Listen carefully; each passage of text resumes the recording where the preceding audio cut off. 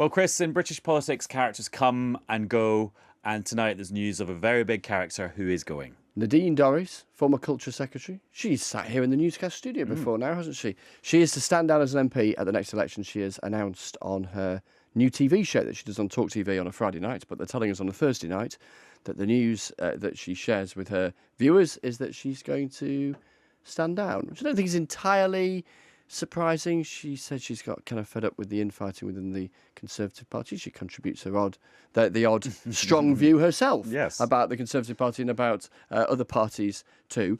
The intriguing thing is she's going to vacate what is normally a safe seat in mid-Bedfordshire. Some wonder if she might end up in the House of Lords. Others have even speculated could her old mate Boris Johnson, who was on her first TV show last weekend, end up thinking, mid-Bedfordshire might be a bit more appealing than West London, which looks a bit more vulnerable come the next election. But all that is speculation. What we do know is that Nadine Dorries will no longer be an MP come the next election. And she's resigning to spend more time with her talk show. And you're going to be spending some more time with our show, because this is the next episode of Newscast. Newscast from the BBC.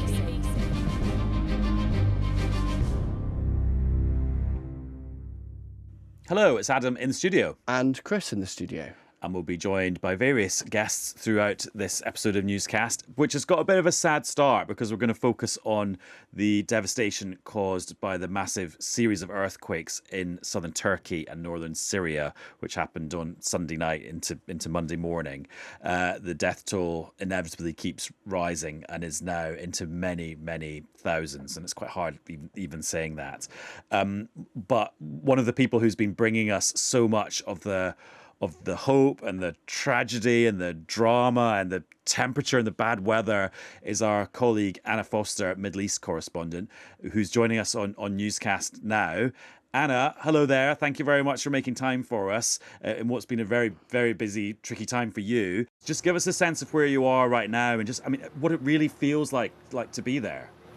Do you know what's really hard? And one of the things that I've found difficult but really important is just trying to give an idea of the scale of this, because you can only see so much here that the camera shows you, and you can see everything that's going on behind me. You can see this destroyed building, you can see the rescue workers, and you can see the diggers. But beyond the camera's view, it goes all the way, as far as the eye can see, all the way down this street. This was a neighbourhood, it was full of apartments. It's only one part of a huge city that has collapsed. And this is one city across a huge swathe of Turkey that is suffering. This was the epicenter, so things here have been particularly bad. So I spoke to one man today from Doncaster. This is where his brother lives, just down the road from here. So he got on a plane, he came as well, and he is now standing on the edge of a different pile of rubble over there, waiting for them to find his brother. I mean, it's unimaginable. He said he knows that the chances of him being alive are practically zero, but he still hopes, there's a bit of him that still hopes that he will be pulled out alive. It's just awful for so many people on such a big scale. And Anna, just what I'm really interested in is just how this rescue effort and relief effort is really working, because all the pictures we see, it just looks like a bunch of people just going and just scrabbling through the rubble to try and find their relatives. It doesn't look in any way organised or like the government is there or that the international aid agencies have managed to arrive and kind of set up something formal yet to help people. How is it playing out? Yeah, it's taken a lot of time to get people here, and also it's worth saying that Turkey has been braced for a big earthquake like this for a long time, because it sits on a fault line and because they've had huge earthquakes before. They've sort of known it was coming in a way. They've been paying earthquake tax. There are specific regulations that these buildings were supposed to have been built to. The older ones not, but the newer ones are not supposed to collapse. They are supposed to stay up in the case of an earthquake. And in the first few days, people were numb and they were dazed, and then they were angry when the aid didn't come. And in fact, when I finish talking to you, I'm about to go off with a group of young lads from Gaziantep, which is about an hour and a half away. And they were telling me they are really frustrated. They didn't think the government were doing enough. They didn't think the government were doing anything. So every day, they are loading their car with stuff that they've bought, and they're bringing it in and handing it out and then going back again at the end of the day. And I think there is a growing sense of anger that the support that they expected from the government, they don't feel like it's here. We better let you get on, Anna. It's really nice to talk to you. Well done on your reporting. Thanks a lot, guys. Right, let's pick up on some of those themes about how actually help gets delivered to these places, because we can chat now to Baroness Amos, Valerie Amos, who was the United Nations Under-Secretary General for Humanitarian Affairs and Emergency Relief and is now the boss of an Oxford college. Hello, Baroness Amos. Hi, how are you? Good, thank you. Thank you for joining us. I'm just wondering, so when you're sat in New York at UNHQ and you first see, I don't know, on social media or an email comes through that there's been something big has happened in the world, what actually happens? What do you do to swing into action? Or what did you do, sorry? Well, it's always a really devastating thing. Usually, depending on the country, there might well be UN people on the ground already, which is the case here, because we all know that, in this part of Turkey, particularly with getting aid into Syria, there have been aid efforts here for a very long time. And in fact, I was part of the team that, negotiated those cross-border operations from Turkey into Syria. But the thing that we always remember is that you'll have a lot of local staff on the ground, and of course they're affected too, and it's terrible for them. You have a meeting immediately, look at the resources that you have, who is as close as possible to Turkey and Syria that can get over there quickly. There's something called Surge, which is that you send out a message to all the staff and say, who is available to go. And there are a lot of staff who will volunteer, and you get them there as quickly as possible. There are organizations that help with the logistics. So, getting stuff through airports, getting stuff onto aircraft, getting stuff into the country. Very often, the challenge is when you get into the country, if the roads are blocked, if there aren't enough trucks, that kind of thing, it's very hard sometimes to get the aid to the places that you want it to go. And then, of course, there'll be countries that will be sending aid, so that will be coming in too. So the coordination of all of this is absolutely critical. Speed is of the essence. Coordination is essential. And I heard a little bit of Anna's report there talking about, people getting angry and frustrated. I've seen this time and time again, because the first day or two, it is the local people, those who are affected, they're already traumatized, they're exhausted, but they're the ones that are making all the effort. And of course they get angry because they're waiting for people to come in and help them. They're desperate for their family members, and they know that every second that ticks by, it gets harder and harder. I wonder to what extent the international response to devastation on this scale has got better over the last few decades, the last generation, the coordination, the pooling together of expertise from wherever it might lie around the world. You refer there to the frustration. I guess some frustration is inevitable because people in desperate circumstances want help immediately, and sometimes that just isn't practically possible. But are we collectively getting better at responding to natural disasters like this? I think we are getting better. I don't just want to talk about what I did in the past, but we did a major look at this when I was at the United Nations, and we put in place a lot of things to improve our response because we just didn't think it was good enough. But I am always staggered by the politics that intervenes in this, in a situation where it is very much about just saving people.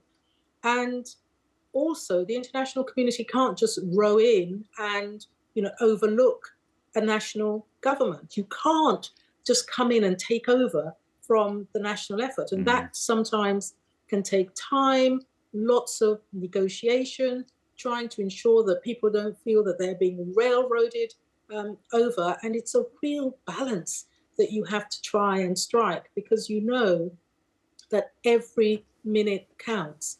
And it's about the search and rescue effort, but it's also about the fact that people won't have water, clean water. They won't have food. It's really cold in Turkey and Syria right now. People will need blankets. They don't have anywhere to stay.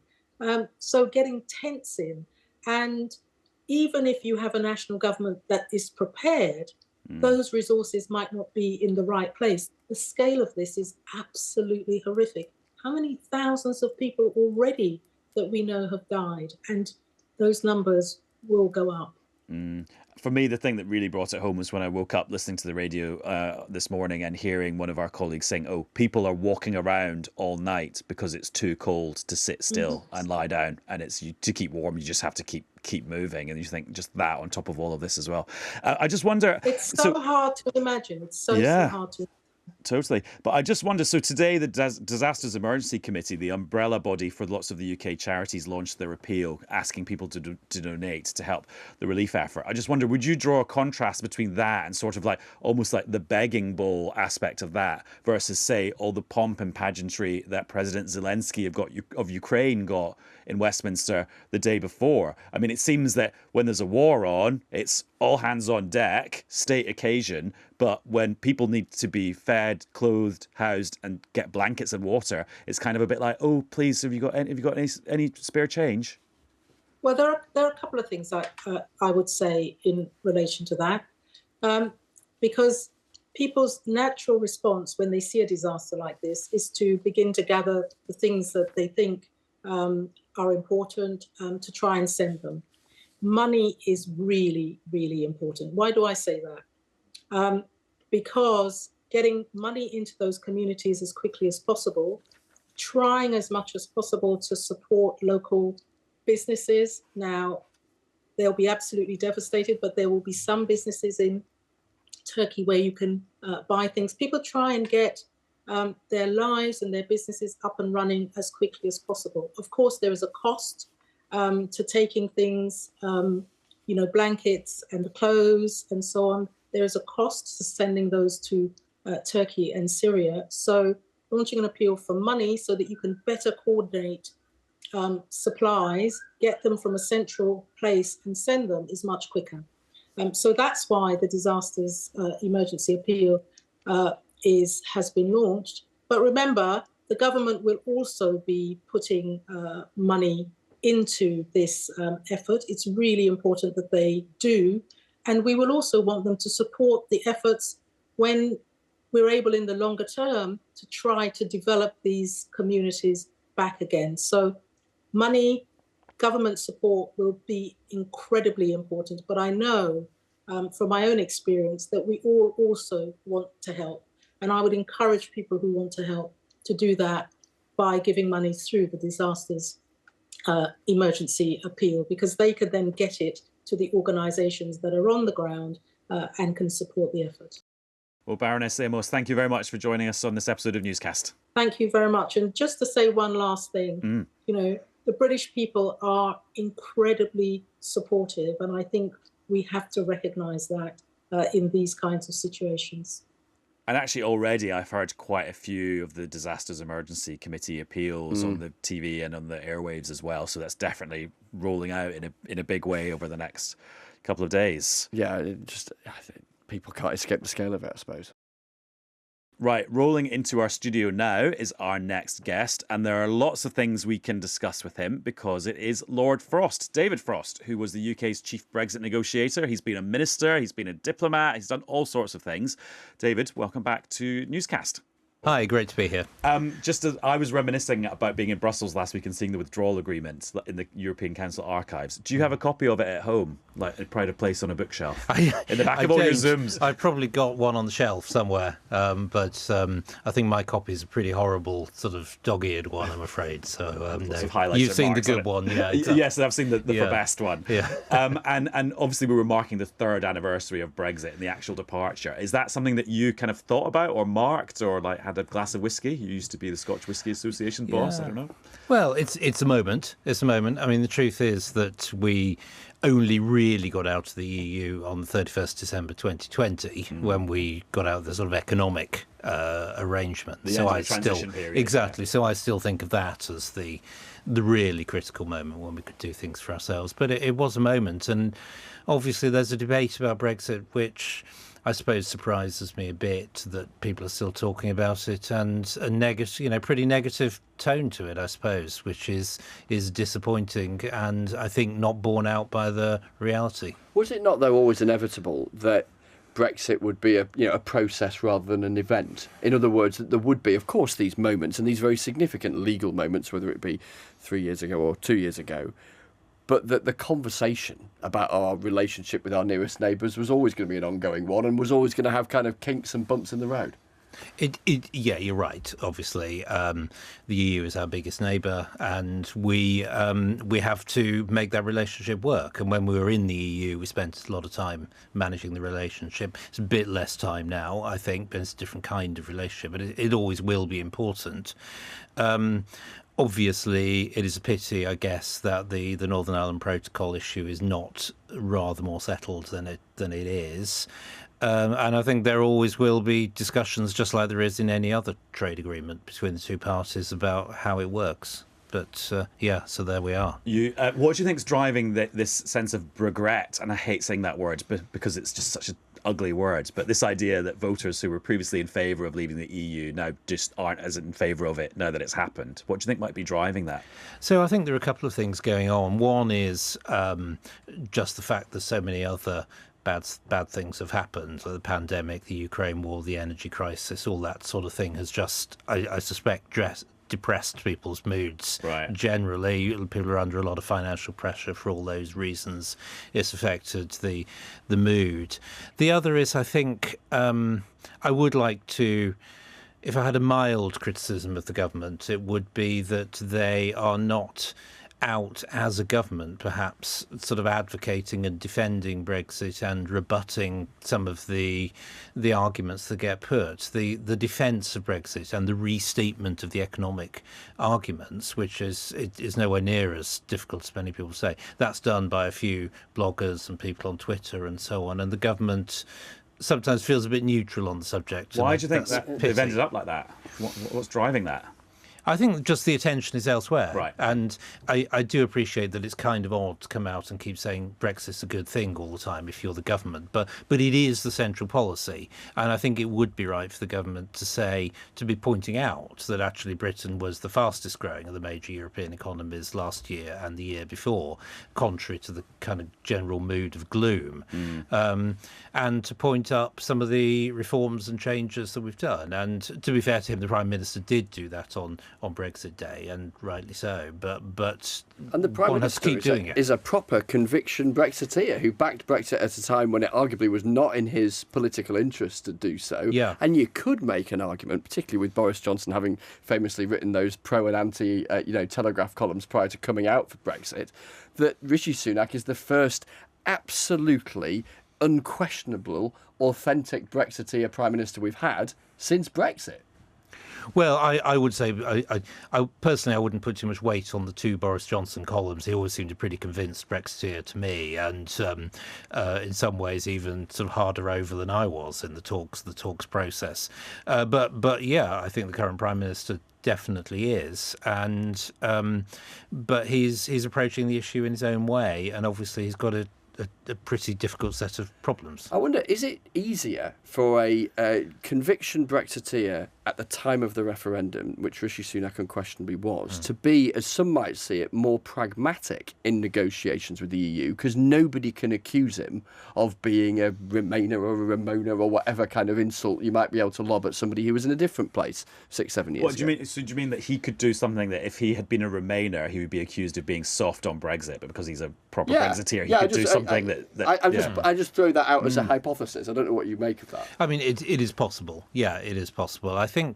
I do actually think that whether one was a Remainer or a Brexiteer is receding a bit into the rearview mirror. It feels more important for some ministers and individuals than for others somehow. And obviously we had the Liz Truss who felt like a Brexiteer, even though she was a Remainer, and so on. Do you think she was? Do you think she was a sort of born again Brexiteer? Or yeah, were you sceptical of that? Definitely. Right. Yeah, absolutely.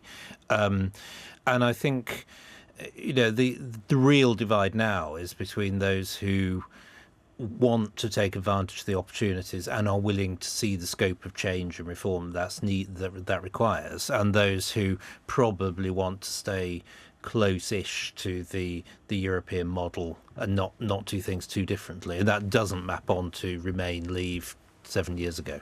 Now, well, I was just one last bit of nostalgia for me. So you wrote a review of a book about Brexit the other day there that's written by one of Michel Barnier's former advisors. And in the review, you said, oh, it's interesting. This guy hasn't written about literally the most awkward dinner I've ever been to. And it sounds like it was Boris Johnson and Ursula von der Leyen and you and Michel Barnier. What was so bad about it? Did Ursula spill the soup? I mean, what? Oh, you'll have to wait for my book for the full account of this. But, is there going to be one? I mean, I think it was known to be bad at the time. Yeah, there will be eventually. It's not imminent, but it's in the process. I'm going to snap you two gents out of nostalgia. Back to now. I'll bring you right back to now, because there's been two developments, haven't there, this week as far as Brexit is concerned, particularly in the context of Northern Ireland. So we've seen the deadline for fresh Assembly elections in Northern Ireland pushed back a year to January of next year, with a 12-week limit after that, which buys some time for, I guess, sorting out the protocol. And then there's curiosity in the Supreme Court, the UK Supreme Court the other day, around whether or not the Acts of Union of 1800 were unlawfully conflicted by the withdrawal agreement. And the Supreme Court concluding that they were not, that yes, it did amend the Acts of Union that brought together at the time Great Britain and Ireland, all of Ireland at the time, but it did so legally or lawfully, as far as the Supreme Court was concerned, which backs up what the Court of Appeal in Belfast had said. And I wonder, Lord Frost, how you read these two developments, and I suppose ultimately whether there is a route to sorting out the protocol in a way that the EU agrees with, the UK agrees with, and crucially the Democratic Unionists agree with, so that power sharing, devolved government can get back underway. Yeah, I think the extension of the election deadline by a year is more than most people expected, but I think it probably makes sense. There's no point in kind of creating artificial moments and then moving it on. So why not? The court case is interesting. I don't think anybody thought it would come out in a different way, and certainly our normal constitutional doctrine would suggest it would come out where it did come out. So I don't think it's really a new thing. It just confirms where people are. I do think that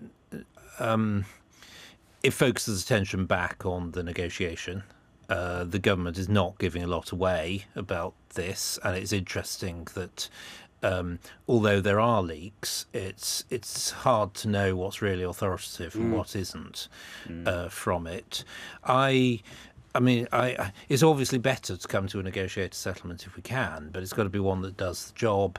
I do worry that the pause in the protocol bill going through Parliament, this is that kind of nuclear option of saying we will sort of unilaterally overrule the protocol. Yes, that we are giving ourselves the powers to override it. We had a big government reorganisation this week as part of the reshuffle, where not that many personnel changed, but where they sit changed. They've got all these new government departments.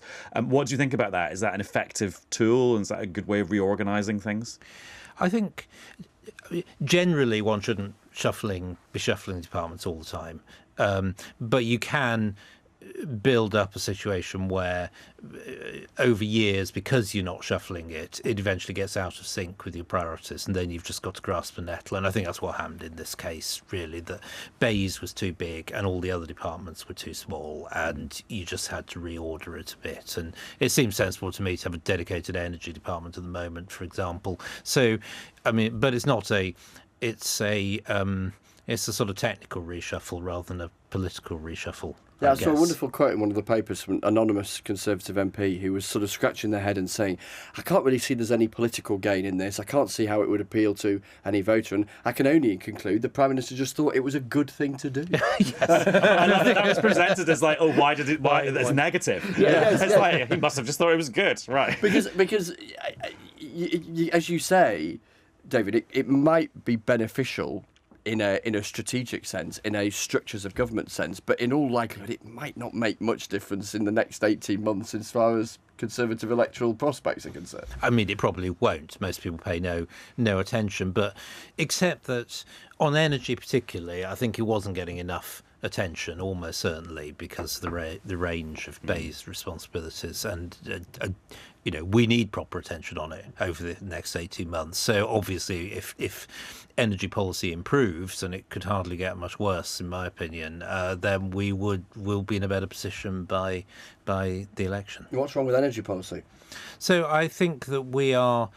I mean, I've said this before. I think we are too obsessed with rushing too fast at a net zero deadline with technology that can't do the job, and I'd rather see more emphasis on energy security. I wish we were able to do fracking. I think that's a pity. We need to get on with nuclear. I don't think that building more and more wind farms and solar panels in the current state of technology, without batteries, without storage, is going to help. Is it a bad idea to have net zero in the department's title? I think it's a political necessity at the moment to keep people bound in. Okay. Liz Truss was back this week, although for some of us she never really went away because she was dabbling here and there this whole time. What did you think of her essay and her big long interview?